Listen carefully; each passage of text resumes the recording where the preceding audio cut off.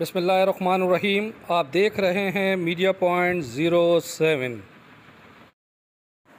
दोस्तों, मैं इस वक्त मौजूद हूँ सखर एयरपोर्ट पर, जहाँ पर पाकिस्तान पीपल्स पार्टी की जानिब से शहीद जुल्फ़िकार अली भुट्टो की 43वीं बरसी के हवाले से मुनक़्क़दा तकरीब में शिरकत के लिए मुल्क भर से आने वाले पीपल्स पार्टी के कायदीन का इस्तकबाल करने के लिए कैंप का इनेकाद किया गया है। मुख्तलिफ़ शाहराहों पर ये बैनर लगाए गए हैं। आने वाले जियालों के इस्तकबाल के लिए ये खूबसूरत पंडाल सजाया गया है। मुकामी क़यादत ने वसी अराज़ी पर बनाए जाने वाले पंडाल में ये सोफ़े लगाए हैं, कुर्सियाँ लगाई हैं। रात के वक्त रोशनी के बंदोबस्त के लिए खुसूसी तौर पर लाइट का इंतज़ाम किया गया है।